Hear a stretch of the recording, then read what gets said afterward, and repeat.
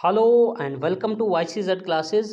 बच्चों, आज हम कार्बन एंड इट्स कंपाउंड में जो हम टॉपिक पढ़ रहे थे, some important compounds of carbon, जिसमें हमने इथेनॉल और इथेनोइक एसिड जो कि हम पढ़ रहे हैं, और इथेनोइक एसिड को कंटिन्यू करते हुए हम आज पढ़ेंगे टेस्ट। ठीक है, टू आइडेंटिफाई, हम कुछ टेस्ट्स पढ़ेंगे जिससे हम आइडेंटिफिकेशन करेंगे कार्बोक्सिलिक एसिड्स की। अगर हमारे पास गिवन कंपाउंड होगा और उस गिवन कंपाउंड को हमने साबित करना होगा कि ये कार्बोक्सिलिक एसिड है, तो कुछ टेस्ट हम उसके लिए किया करेंगे।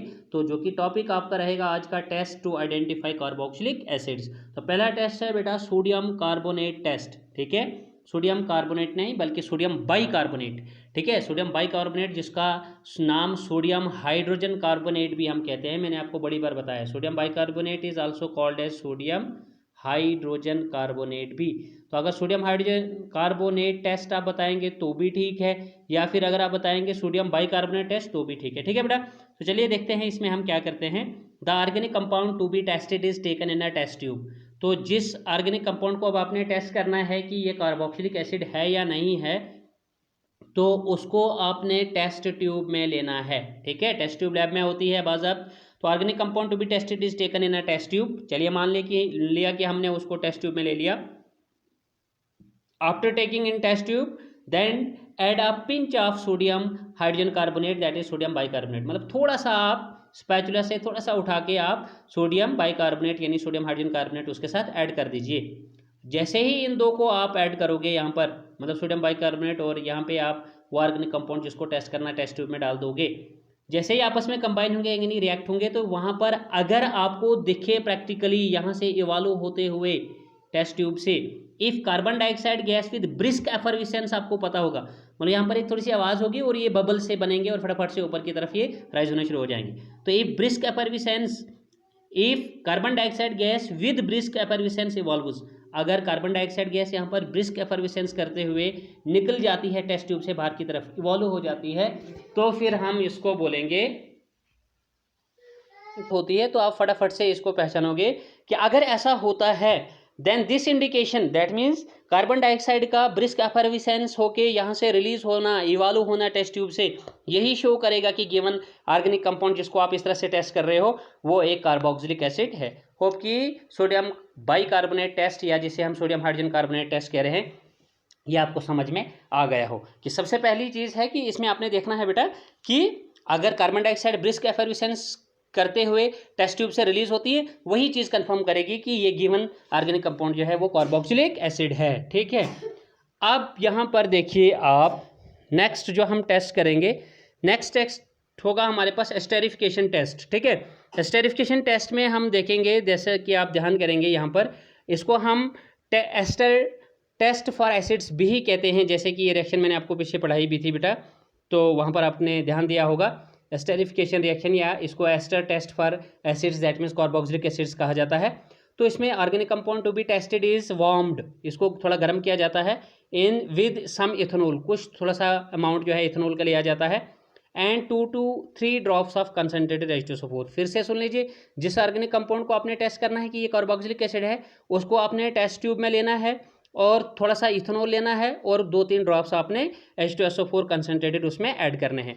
अब यहाँ पर देखिए इन्फ्रेंस क्या होगा, if a sweet smell is produced, अगर वहाँ पर स्वीट स्मेल जो कि due to the formation of esters होगी, ये रिएक्शन आपने पीछे पढ़ी है एस्टेरिफिकेशन में, तो अगर यहाँ पर स्वीट स्मेल बेटा ऐसा करने से प्रोड्यूस होती है, तो this sweet smell produced shows that the given organic compound is carboxylic acid. ठीक है, चलिए होप कि ये वाला टेस्ट भी आपको क्लियर हो गया होगा। अब हम नेक्स्ट टेस्ट पढ़ेंगे, लिटमस टेस्ट।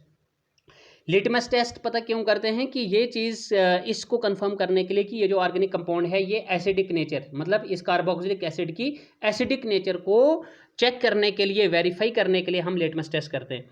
तो यहाँ पर क्या करते हैं, little of blue litmus solution. बेटा लिटमस जो है ये सोल्यूशन में भी होता है और पेपर भी होता है, तो यहाँ सोल्यूशन की बात आ रही है, तो चलिए कोई बात नहीं, सोल्यूशन में भी आप ले सकते हो।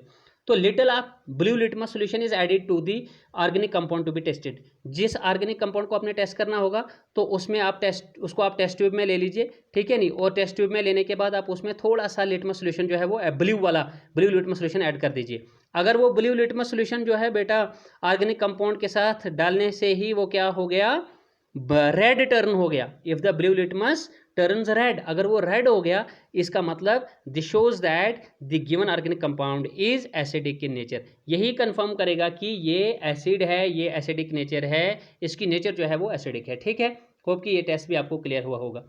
तो and hence it is carboxylic acid. और फाइनली आप बताओगे कि हम कार्बोक्सिलिक एसिड से हम इथेनोइक एसिड पढ़ रहे हैं, तो लिहाजा ये एसिड तो होगा लेकिन ये कार्बोक्सिलिक एसिड यानी इथेनोइक एसिड वगैरह होगा। ठीक है बेटा, तो उसके बाद आज का जो ये हमारा लेक्चर होगा उसमें कुछ टेस्ट ऑफ कार्बोक्सिलिक एसिड हमने पढ़ा, और फाइनली हम पढ़ेंगे यूजेस ऑफ इथेनोइक एसिड। ठीक है, इथेनोइक एसिड आज हम कंप्लीट करेंगे, और लास्ट इसका पार्ट हमारे पास है यूजेस। ठीक है, तो यूजेस ऑफ इथेनोइक एसिड जिसको हम कॉमनली एसिटिक एसिड कहते हैं, उसका पहला यूज आ रहा है डाइल्यूट इथन, डाइल्यूट मतलब जब हम उसमें वाटर ऐड करते हैं, dilute ethanoic acid in the form of vinegar. ठीक है, विनेगर की शक्ल में जब हम डाइल्यूट इथेनोइक एसिड लेते हैं, is used as a food preservative, मतलब फूड्स को प्रिजर्व करने के लिए, जैसे pickles, in the preparation of pickles, हम पिकल्स जब बनाते हैं या सॉसेज जब बनाते हैं तो उनको क्या करते हैं, प्रिजर्व अगर करना है। ठीक है, अगर थोड़ा सा आपने उनको काफ़ी टाइम तक रखना है तो उनको उनके प्रिजर्वेशन के लिए जो है आप इसको यूज़ कर सकते हो विनेगर की शक्ल में डाइल्यूट इथेनोइक एसिड को। ठीक है, उसके बाद सेकंड वन है इसका यूज़, जो इथेनोइक एसिड है इसको हम यूज़ करते हैं प्रिपरेशन के लिए, जिसको हम बोलते हैं मैन्युफैक्चर के लिए या मैन्युफैक्चरेशन के लिए, किसी चीज़ को बनाने के लिए, किसको बनाने के लिए, एसीटोन को बनाने के लिए और एस्टर जैसे कंपाउंड्स को बनाने के लिए। मतलब फर्दर ये खुद कंपाउंड है, इसको हम आगे दूसरे इंपॉर्टेंट कंपाउंड्स एसीटोन और एस्टर्स को बनाने के लिए इस्तेमाल करते हैं, विच इन टर्न बदले में ये एसीटोन और एस्टर्स जो हैं they are used in perfumes. ठीक है, परफ्यूमरी भी हम बोलते हैं, मतलब परफ्यूम इंडस्ट्रीज में परफ्यूम को बनाने के लिए इनको इस्तेमाल आगे किया जाता है बेटा। ठीक, नेक्स्ट जो यूज़ आ रहा है वो है ethanoic acid is used in the preparation of dyes, मतलब डाइज कलर्ड कंपाउंड्स बनाए जाते हैं, प्लास्टिक्स। ठीक है, एंड फार्मास्यूटिकल्स, फार्मेसी वगैरह में भी इसको इस्तेमाल किया जाता है। उसके बाद बेटा नेक्स्ट वन है ethanoic acid is use to coagulate, coagulate का मतलब होता है प्रेसिपिटेट करना, इनसॉल्युबल बनाना। इथेनोइक एसिड को हम यूज़ करते हैं कोगुलेशन के लिए, प्रेसिपिटेशन करने के लिए, किसको, रबर को। कहाँ से, जब latex of the rubber tree से जब आप रबर को ऑब्टेन करते हो तो उस रबर को हम कोगुलेट करने के लिए, प्रेसिपिटेट करने के लिए इथेनोइक एसिड का इस्तेमाल किया करते हैं। लास्टली है ethanoic acid is use for making cellulose acetate. ठीक है, सेलुलोस एसीटेट जो है बेटा इट इज़ ए फाइबर।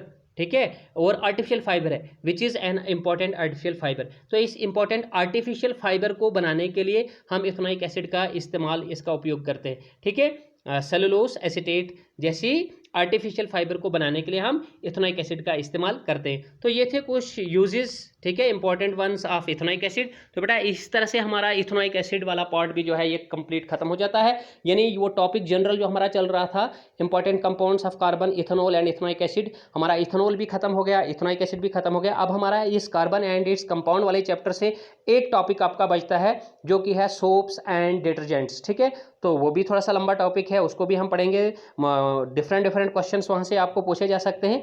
तो एक दो लेक्चर्स में हम उसको भी बेटा जो है वो खत्म करेंगे, तो आपका कार्बन एंड इस कंपाउंड भी फिर खत्म हो जाएगा। लेकिन अभी एक टॉपिक जो है उसमें हमें बकाया है। ठीक है, तो आज के लेक्चर में बेटा इतना ही। तो होप कि आप को ये पूरा लेक्चर समझ में आ गया हो, लेकिन मैं आपको बताना चाहूँगा कि लेक्चर को फर्स्ट टू लास्ट देखिए, और अगर आपने अभी भी मेरा चैनल बेटा सब्सक्राइब नहीं किया है तो फटाफट से चैनल को सब्सक्राइब कीजिए बेटा, लाइक कीजिए और ज़्यादा से ज़्यादा अपने फ्रेंड्स के साथ शेयर कीजिए। बेटा आज के लेक्चर में इतना ही। Goodbye, take care, stay fit and stay safe.